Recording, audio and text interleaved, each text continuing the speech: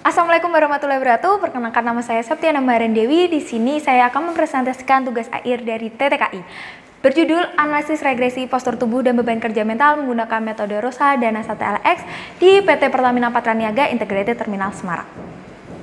Nah, pertama ada latar belakang dari penelitian saya. Yang pertama adanya fasilitas meja dan layout yang tidak ergonomi dapat dilihat dari dua gambar yang ada di layar. Lalu selanjutnya karyawan menghabiskan waktu jam kerjanya lebih dari 5 jam dan memiliki keluhan. Saya menyebarkan kuesioner, didapatkan bahwa 63% karyawan mengalami keluhan nyeri otot. Dan untuk bagian tubuh yang mengalami nyeri otot yaitu sebanyak 43% menjawab punggung. Maka dari itu saya melakukan analisis postur tubuh menggunakan metode ROSA. Selain itu ada permasalahan lainnya yaitu peningkatan outlet SPBU dan Pertashop pada tahun 2021 dan 2022. Dan juga ada peningkatan jam lembur dari 591 jam menjadi 728 jam di November 2022 ke Desember 2022. Sehingga saya melakukan analisis beban kerja mental menggunakan metode NASA TLX. Maka dari itu dari kedua metode tersebut saya menganalisis regresi dari postur tubuh dan beban kerja mental. Selanjutnya ada pengumpulan data. Di sini ada 12 data karyawan yang saya teliti. Nah, dari 3 itu dari fleet, 3 sales service NGA, dan 3 dari distribusi. Dan ini dokumentasinya. Next. Selanjutnya ada pengolahan data dari metode ROSA, di mana saya mengambil sampel dari salah satu karyawan. Saya mengukur sudutnya menggunakan software ErgoVelo. Dan saya mengukur dimulai dari section A. Section A adalah section bagian kursi. Didapatkan poin dari ketinggian kursi, kedalaman kursi, sandaran tangan dan sandaran punggung, didapatkan nilai skornya adalah 7. Lalu lanjutnya adalah section B. Section B adalah section monitor dan telepon. Saya juga menggunakan software ErgoVelo. Didapatkan dari section B, didapatkan skornya adalah 2. Lalu dilanjutkan dengan section C. Section C adalah bagian mouse dan keyboard, yang mana kita menghitung kenyamanan penggunaan mouse dan keyboardnya. Didapatkan skornya adalah 2. Selanjutnya kita melakukan scoring terhadap section-section tersebut. Didapatkan untuk ROSA final skornya adalah 7. Nah, ini untuk rekapitulasi perhitungan ROSA dari 12 karyawan. Next. Selanjutnya ada pengumpulan data dan pengolahan data menggunakan metode NASA TLX. Yang pertama, kita menghitung produk dengan mengalihkan bobot dan rating. Selanjutnya kita menghitung WWL dengan menambahkan nilai dari seluruh aspeknya dan menghitung skor akhirnya dengan WWL dibagi 15. Dan ini dapat dilihat hasil dari 12 karyawan. Ini juga hasilnya. Next. Selanjutnya, saya akan melakukan uji kecukupan dan keseragaman data untuk melihat persebaran dari hasil kuesionernya. Didapatkan hasil kuesionernya yaitu datanya berdistribusi normal. Selain itu juga datanya juga tidak ada yang melewati batas kontrol.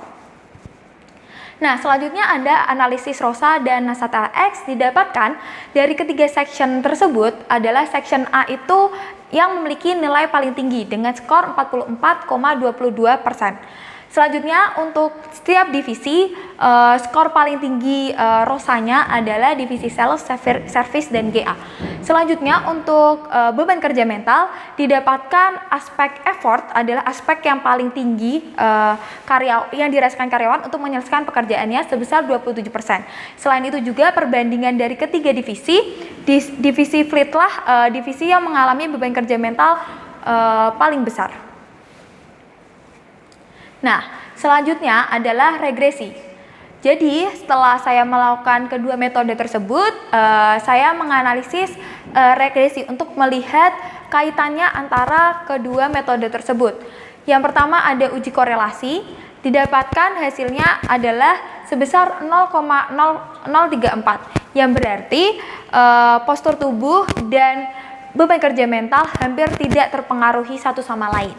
Nah, selanjutnya ada persamaan yang dapat ditemukan, yaitu nilai persamaannya ada Y sama dengan 75,944 ditambah 0,174X. Next. Nah, dari permasalahan yang ada, diberikanlah rekomendasi perbaikan. Yang pertama adalah melakukan WLA dan FTE secara berkala dan menambah SDM. Jadi, metode tersebut untuk mengetahui apakah beban kerja mental dan beban kerja yang diterima karyawan dan jumlah karyawan tuh sudah seimbang atau belum. Lalu selanjutnya ada program training, sharing, dan pembekalan rutin. Hal tersebut untuk meningkatkan skill dari karyawan sehingga mereka dapat mengerjakan pekerjaannya secara mudah. Selanjutnya adalah mengadakan job rotation. Jadi di setiap divisi yang ada itu memiliki bahayanya sendiri-sendiri. Dan juga adanya job rotation itu bisa menghindari bahaya yang dirasakan oleh karyawan. Selain itu juga menghindari kejenuhan dari karyawan. Selanjutnya ada pemberian program reward seperti Staff of the Month dan Staff of the Year, di mana ini sebagai bentuk reward kepada karyawan yang sudah menyelesaikan pekerjaannya. Next. Nah, selain itu juga saya membuat poster yang diberikan di setiap divisi. Poster ini berisi tentang pengetahuan ergonomi perkantoran, yang mana posisi monitor, lengan, dan kursi kaki harus nyaman saat melakukan pekerjaan. Selain itu ada ergonomi tips, yang mana yang pertama itu ada istirahat. Jadi setelah melakukan pekerjaan selama 45 menit itu harus dilakukan istirahat dengan peregangan. Setelah itu ada melakukan lingkungan fisik atau menjaga suhu, keterangan, dan kebisingan itu secara optimal. Untuk suhunya adalah 24 derajat sampai 27 derajat, sedangkan untuk penerangannya adalah minimal 300 lux, dan untuk kebisingannya adalah 50 desibel. Dan untuk teknik istirahat yaitu bisa mengambil teknik 20-20-20, yang mana melakukan 20 istirahat mata, mengalihkan mata 20 kaki, lalu melakukan 20 detik melihat objek tersebut.